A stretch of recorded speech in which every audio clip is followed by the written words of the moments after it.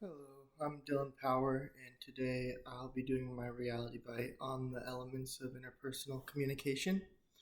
For my introduction, it'll be the effects of we'll go over the effects of COVID-19 on communication skills, differences between in-person learning versus online learning, ways kids and young adults learn elements of interpersonal communication, how the pandemic and interpersonal communication interacts with each other. So first up is the artifact I chose. I chose a news article from NBC News titled "Remote Students Are More Stressed Than Their Peers in Their Classrooms."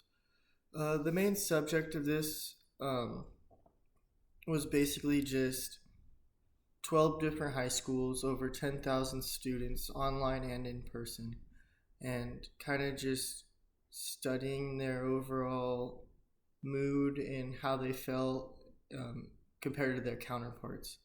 A main subject that we'd like to remember in this would be Sean Vargas Arcia. He was someone that the article really honed in on, and it was something that I used as well in my article or in my reality bite. A quote I pulled out from Vargas Arcia was, "When I'm at home, it's more like a sluggish feeling. I'm usually feeling distressed and tired, and I just don't know. I just don't want anything to do with school anymore." This is a big part of my presentation because it's showing how hard it is for kids to really make an adjustment from being in the classroom their whole life to going to online school and even trying to go back to in-person school after that really plays a toll on people, and we haven't even got into any of the actual reasoning yet, so we'll get into that shortly. There's repercussions for online school. Some can include insomnia, lack of energy, other stress-induced symptoms that have been recorded. Students online will also not have as much structure in their everyday life, so that usually is a element of young adults learning to grow up and have time management, which really is a lot tougher to do. We'll also be having much harder times creating positive connections with others just from being stuck inside rather than being in a classroom with 30 kids constantly and being forced to communicate and interact with others.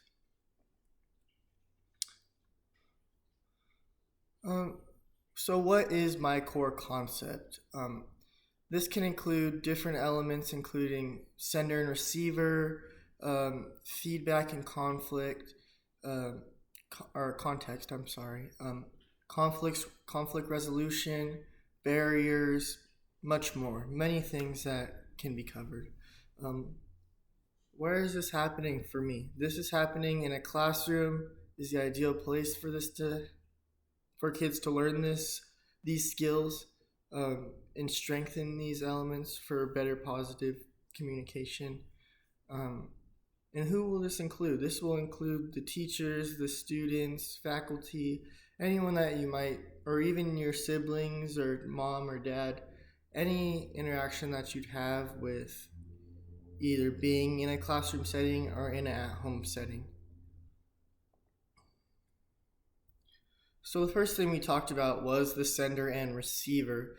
So it's pretty much the building or the base of interpersonal communication, and it's the participants. It's the two people that are trying to communicate with each other. For this process to be effective, both sides must always be actively engaged in the transaction. So if, let's say, the sender is going on but the other person is on their phone, they're not going to properly receive the message and be able to encode it the right way. Same goes as vice versa. Maybe someone's listening very actively, but the sender is not able to completely focus on what they're trying to say or have mixed opinions on how they want the receiver to interpret it. It can cause confusion. This process success rate completely hinders on whether the receiver can encode or interpret the message in the right way.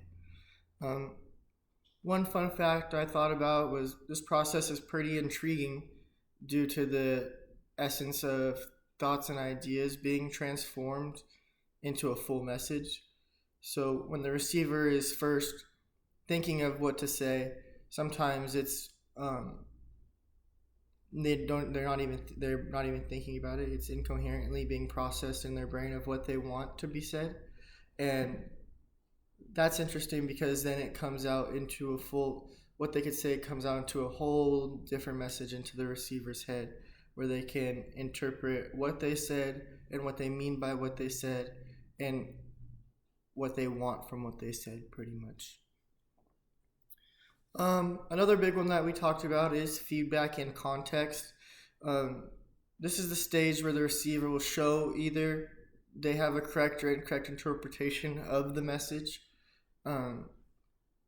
This feedback serves as the middle ground for the sender to see if they are successful with their message or not.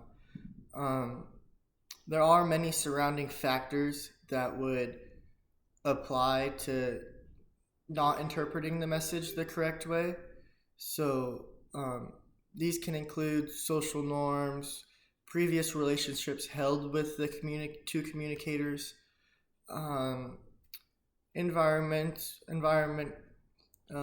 cultural factors, many of different things that can just cause someone to steer their head in the wrong direction. But feedback and context is a very big part and a very big element of interpersonal communication due to the fact it's where you can learn to read someone else and figure out if you can or cannot get your ideas out in the right way. Interpersonal connection can very well be negatively affected by barriers. So barriers are just going to be different things or different people or different feelings that cause you to not be able to get the most success that you want from your communication. It kind of is exactly what its name is. It's a barrier. Examples of this can include distractions, medical diagnosis, loud noises, differences in beliefs, and much more. Like if you're doing school online and you're having technical difficulties, or you have to take care of your sister or your dog or anything like that, that would be a barrier from trying to communicate with friends or communicate with your peers online. In person, it can be in a classroom setting, it can be more of just you guys having completely different belief sets, or you're trying to talk in the classroom but it's loud and noisy and you can't focus correctly, so you can't get your right message out. These are all different examples of barriers that stop us from getting where we need to go. So to compare these two, the difference between communication development in children that attend in-person school compared to online schools, it's hard, but it has an importance. I mean, it's important because the elements of interpersonal communication need to be developed and strengthened at a young age, so it'll be easier to navigate when you're older. This is something that definitely impacted me for a while. So I was able to overcome that, but if we were able to just stay in person school, we would have never lost or never been able to not thrive by learning these skills. So interpersonal communication is formed through the foundation of positive and negative human interactions, right? We've gone over that. This includes the important interactions lived in on-campus learning. So there are multiple different elements of interpersonal communication intertwined with this case study that we talked about earlier in the presentation. These elements are important in understanding the benefits and consequences of online learning. So conflict resolution is a big one. So conflict resolution seems like a bad thing, but at a young age, it is important to be able to learn skills such as conflict resolution. It is an effective way to build respectful and clear communication with your peers.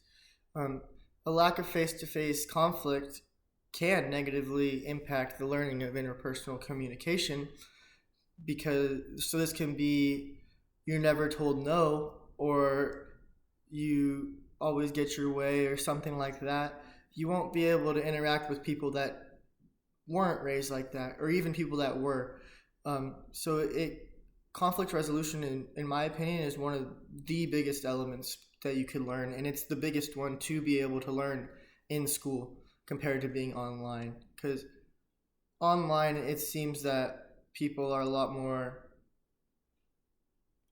able to say what they want online behind a screen compared to actually being in a classroom with people around you being able to hear you and having to keep more of a good aura of yourself. Compared to online, you can kind of hide behind the screen a little bit and not really be noticed. um,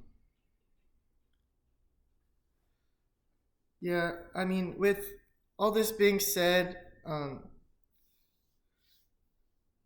it would be positive for students taking in-person classes will have an advantage in developing various communication skills that they will keep for the rest of their lives. Um, Negatives would be it is not impossible to be a good communicator while studying online. It will just take a lot more effort and practice than their counterparts. Um, in the long-lasting debate, I mean, it's hard for these schools to be able to figure out what is the best for the kids, and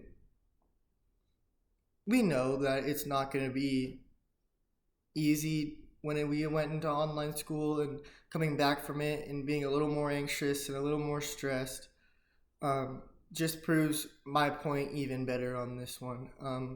Yeah, I'm open to any questions or anything like that, and thank you for listening to my presentation.